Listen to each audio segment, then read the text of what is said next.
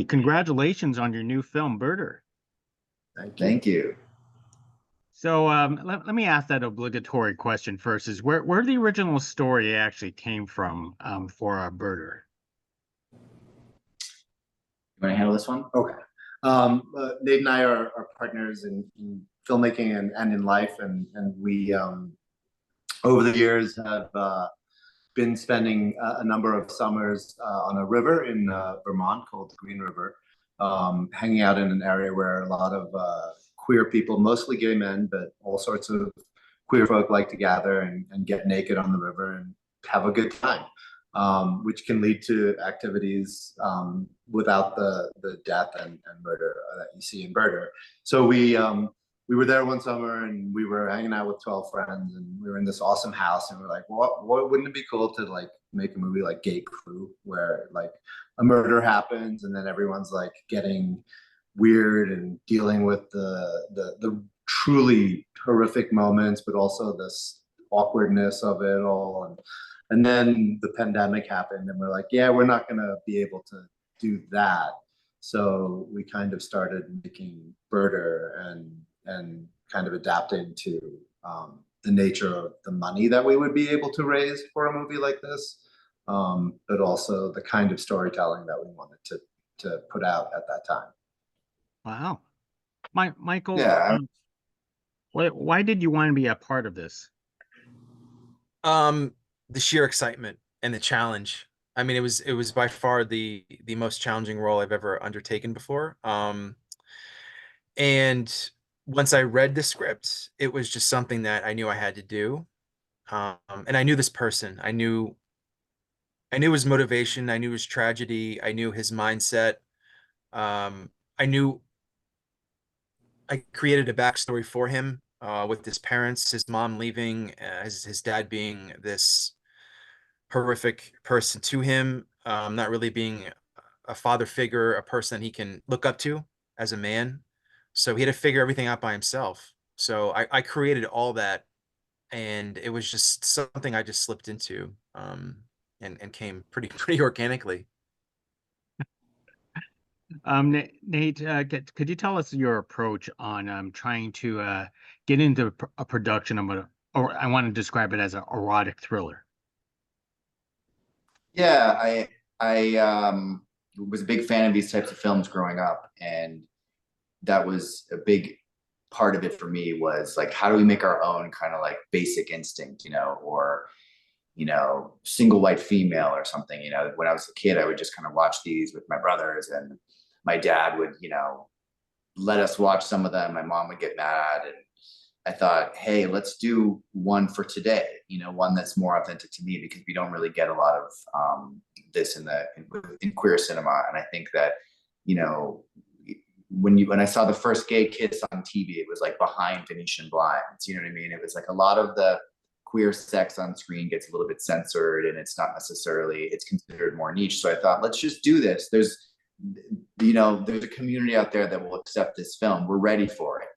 And I wanted to push the envelope. I wanted to really kind of put it in people's face, like, this is it. And we can do this with man on man, with a trans character, with, female, whatever it is. And, we didn't really have it all figured out in the script who was going to play each role, but all these amazing actors came to the table and they dove in with us. And we used an intimacy coordinator because, I think that it would have been very easy for people to point fingers at the film and say, this is gratuitous, this wasn't done the right way, or, you didn't need to do this, why did you do this? And I've been reading a lot lately about whether or not, films are sexy anymore. I mean, it just seems like with Saltburn and with Femme and these, there's a space right now.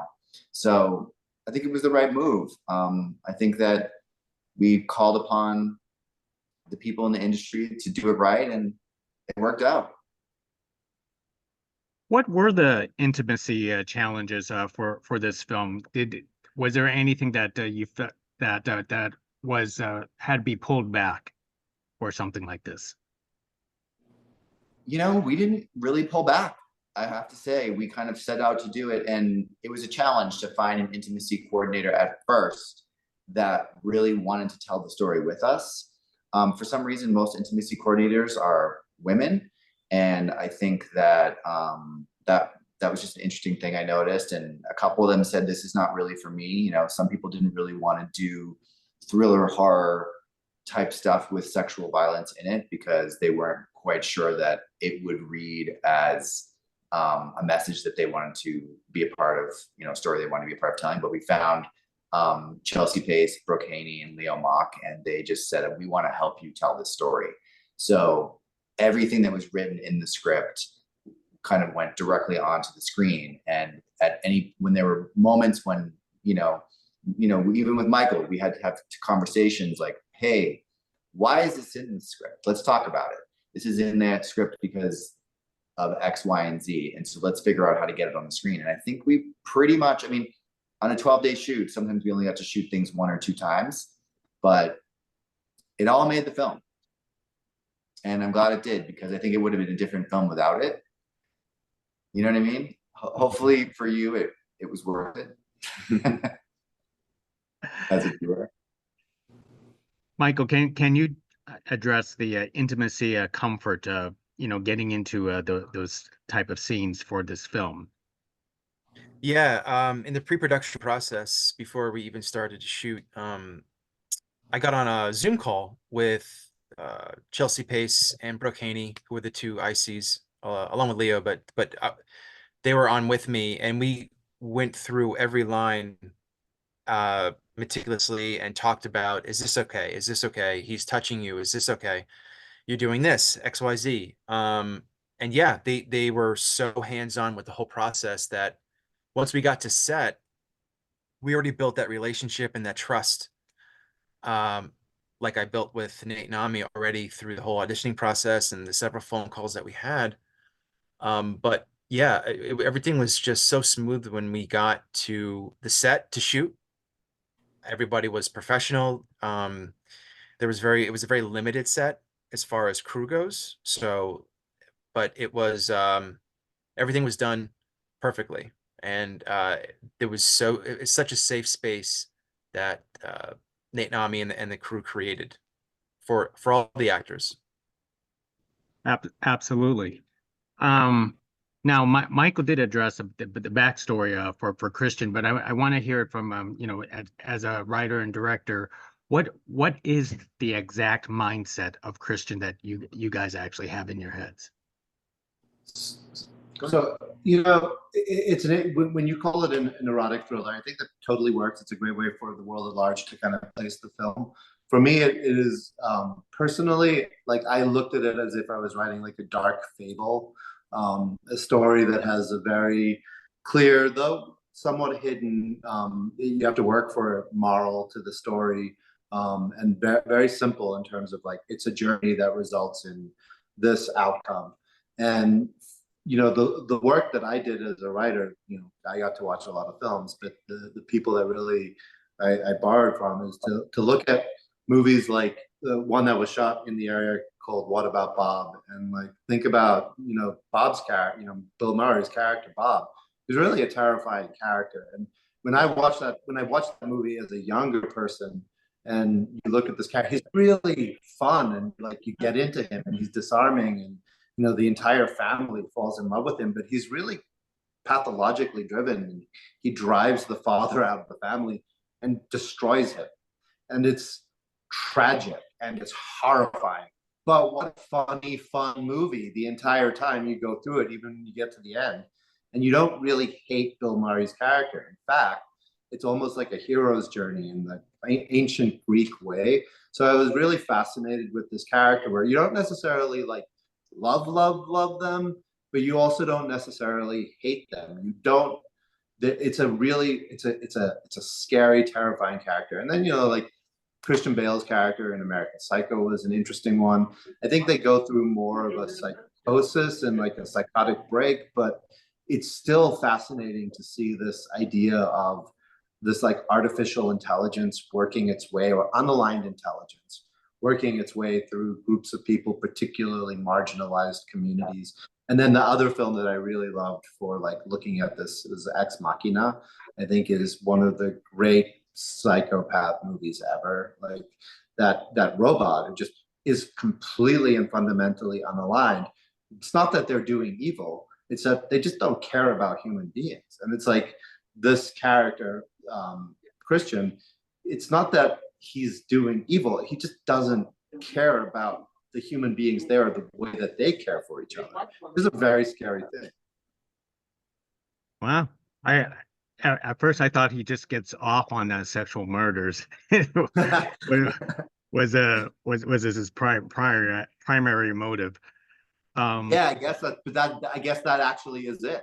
I mean, like at the end of the day, it's as simple as that. Like if you want to just break down the character in like a few sentences, he gets off on it, and that's what he's driven by. Is that how you also saw it, Michael?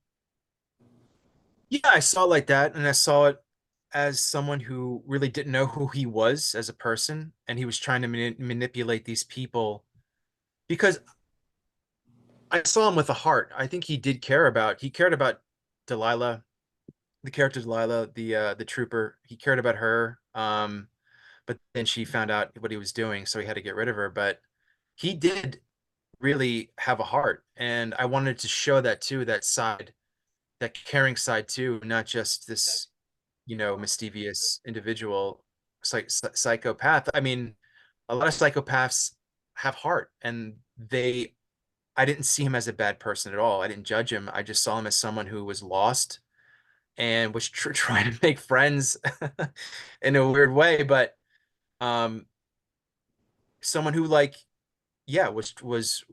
trying to find enjoyment, but then once he got close to someone, he had to do what he had to do.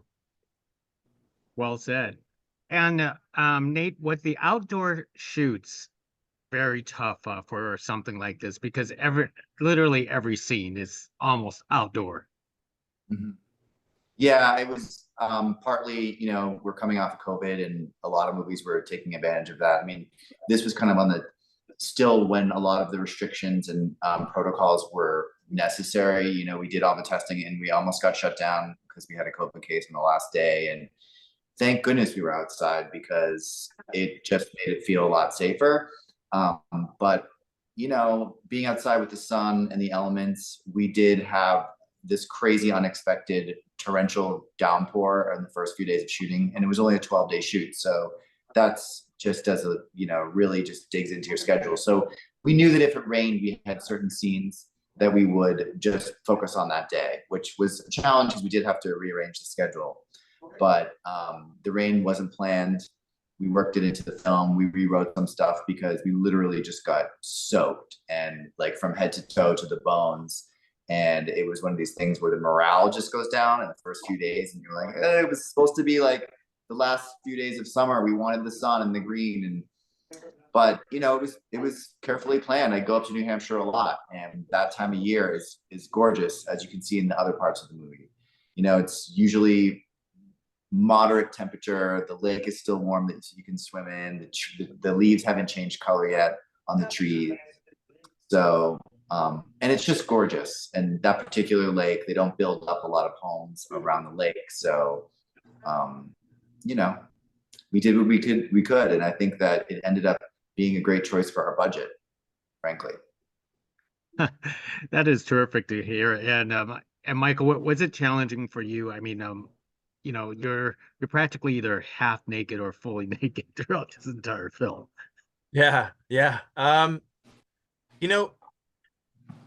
The first time I had to disrobe like fully, there was that, because this is my first time doing nudity in a film. Like I've taken my shirt off before, but not as far as full nudity. So this is my first time.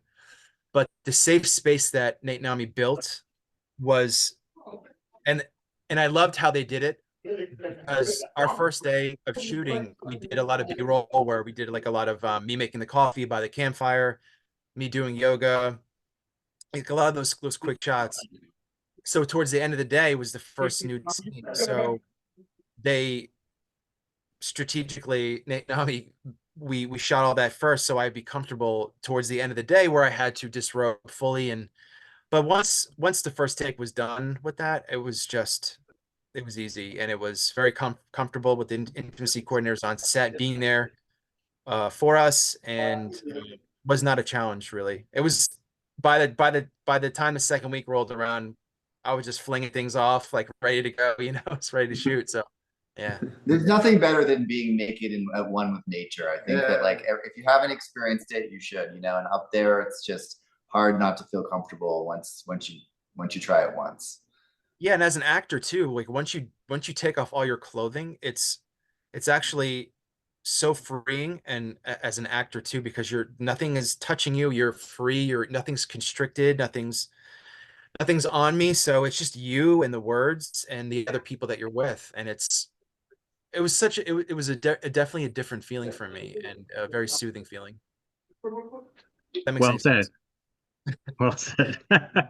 Well, let me wrap it up with one last question with you guys. As in the recent years, you know, the rise of queer horror and queer thrillers are coming up. What do you guys think about that trend, especially since this movie kind of falls in that category? I think it's great. I think that, you know, we've talked a lot about what it means to be queer horror. And in fact, a lot of the film festivals like programmed us as queer horror, even though we weren't necessarily seeing ourselves as horror per se. You know, this isn't like, you know, we're not like counting kills and blood and guts and gore and all that. But, you know, this idea of it being queer horror or queer trauma, as I like to call it sometimes, is like a very like a lived in experience. Like we don't have to make up a boogeyman because you can get killed for being queer. So we were calling it thriller, but I think that label horror is suitable and it draws people to the films, and it allows us to make films about our experiences, which are just different. You know, walking through the world as a queer person is different, and so I'm really into all of the queer horror that's going on, and how it's not as you know, it's not the same, it's all different, everybody's doing their own take on it, and it leaves room for a lot of surprise. And yeah, we just leaned into it and said, let's just do something in our experience. And I would add to that, I love that more and more people from different parts and walks of life get to tell their stories and how they want to tell their stories. And it's interesting that, you know, people say queer horror, but, you know, queer filmmaking doesn't necessarily need to be a reflection of normative filmmaking. It's our own stories, and a lot of queer horror is often lived, you know, particularly to this film. And I think in other people's films, there's something really informative. And I've always hated personally, and these guys speak for themselves. And I love the fact that when you're done with a script, you give it to someone and they interpret it and make it their own, because it's the only way that you can ever craft something in film. But, you know, we didn't want to make the reason that people in our movie die is because they make a mistake. They didn't invite the vampire in. They're not responsible for the violence and trauma that's visited upon them. We actually think they're pretty joyful and are having a really great time being themselves in this place. And frankly, so is Kristian. You know, there's no like moment where they cross the line, and they do sign yes, I subscribe to your offer. You know, he gets consent, and then things go a little off trail. But it's not like they did something wrong to receive their violence. And I think that that's one of the things that, you know, I want to see more of in movies, and it's why we put it in ours. Last word, Michael. I just can't say how much I love these guys and the story that they put together, and it's the most unique story I've ever read and been a part of, that I think is going to resonate to everyone that sees it.